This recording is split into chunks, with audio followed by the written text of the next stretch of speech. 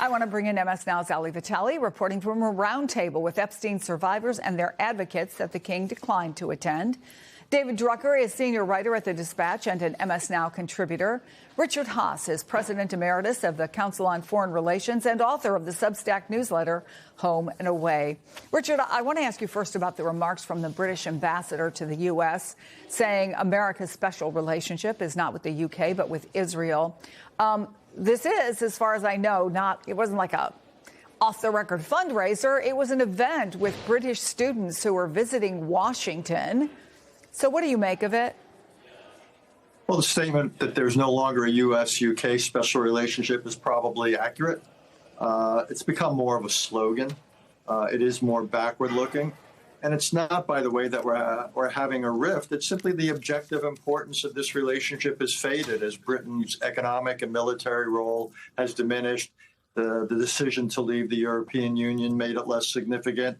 The United States being more involved in Asia. So I think he's the ambassador, perhaps undiplomatically, said the truth there. I think we can have a longer conversation about the U.S.-Israeli relationship, how special that is. It's obviously close militarily and diplomatically, but I think the potential for some frictions to emerge in that relationship will grow as part of this process of negotiating with Iran as U.S. and Israeli interests diverge. So just moments ago, after taking a walk around some of the grounds at the White House, Richard, the president and the king walked into the Oval Office, where, again, they closed the door. There was no pool that went in there. But I wonder why there is so much importance being placed on this meeting and so much importance still being laid on this relationship, in spite of what you say. Well, two things. One is one of the casualties of this war, to some extent, has been a worsening of the transatlantic relationship. It was already in rough shape because of sanctions, because of tariffs, because of differences over Ukraine. So this is an important visit potentially there. I actually think, though, it has to do with the president. He cares a lot about the British royal family, and for him, this is special. But again, in cold, calculated economic or strategic importance, I think all the pageantry in some ways is bigger than the reality. Well, David, I want to read from Politico magazine about what the king is facing on this trip. Here's the quote. It is with Charles that his nation's hope for a détente lies. A 77-year-old, unelected, unappointed leader of the British upper classes, whose only qualification is being a member of the most famously dysfunctional family on the planet. Yet somehow it's fallen to him to make peace with President Trump. We also know, however, that the president has a special fondness for the royals. He kind of indicated in his remarks, the president did, that his mother seemed to have a little crush on Prince Charles when he was much younger. What kind of leverage, or does it give leverage to the king when it comes to repairing relations? Does it provide an opening? Yeah, look, I don't think the king has leverage per se, but I think it does provide an opening for discussion simply because the way Trump feels about other nations is the way those nations make him feel about himself, right? I think one of the reasons Trump so seems to enjoy his relationships and celebrate his relationships with dictators like Vladimir Putin, Xi in China, and even Kim Jong-un in North Korea is because he's dealing with strong men and he likes to fashion himself that kind of a leader. And so the king's status as, well, a king, that's the kind of person that Trump wants to hang out with. That's the kind of person that has deep roots in world history. And of course, Trump's a bit older than some of us. And I think he looks at the world in the way of strong men making unilateral decisions. And so being able to have conversations with King Charles, again, it's not so much what King Charles can do, right? I mean, the United Kingdom has a government and a prime minister, and they make all the decisions, and they're accountable to their voters. But it could leave Trump with a sense of self-satisfaction that makes him open to some of the things that King Charles may be communicating on behalf of his elected government. Richard, David saying who the president likes to sort of be seen with, hang out with, also reminded me of something that Donald Trump said today when he was saying that his mom kind of had a little crush on Prince Charles. He then followed that up with kind of, I wonder what she would be thinking or what she's thinking if she's looking down on this. I'm paraphrasing it, but that was his point.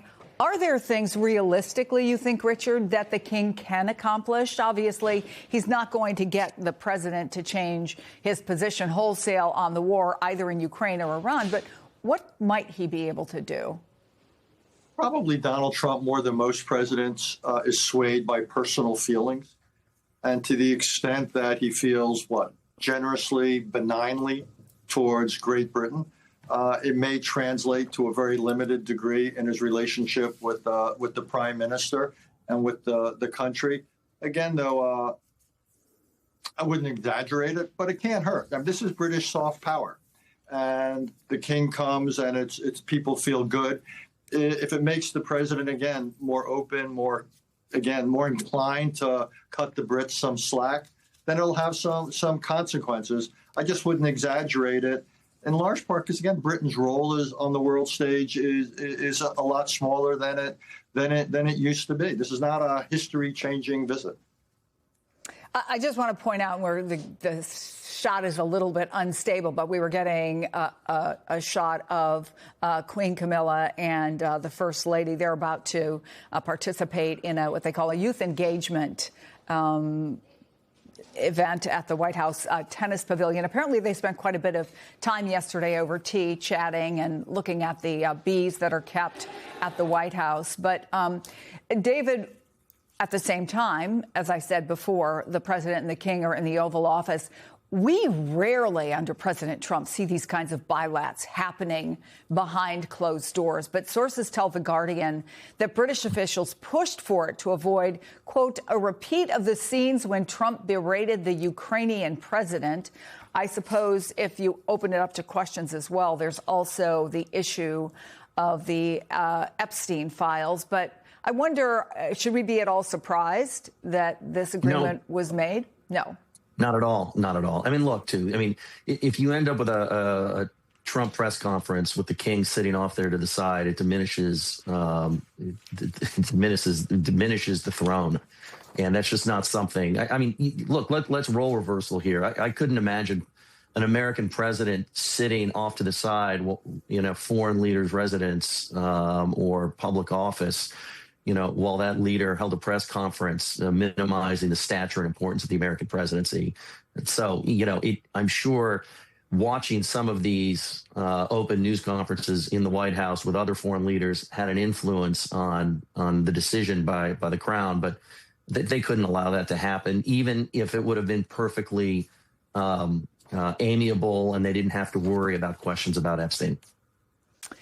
Ellie, I mentioned the pressure points facing these men. Of course, the Epstein scandal. Obviously, Trump has been trying to escape its shadow for nearly a year. The king's brother is right at the center of it, the former Prince Andrew.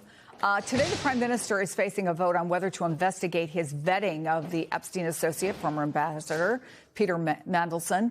With all of that in mind, Epstein survivors, their advocates came to Washington today. You were there. What's their message now?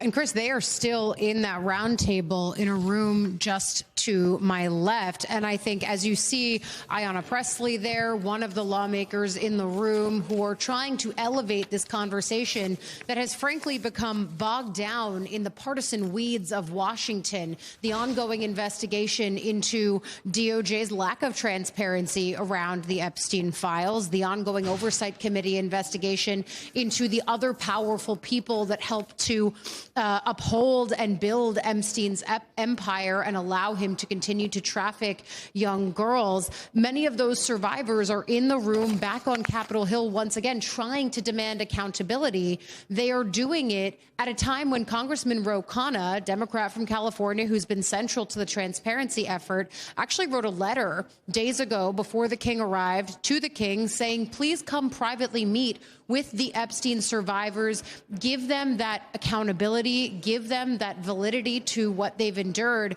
The king declined to do that. Kana called that short-sighted when I spoke to him before he went into this roundtable.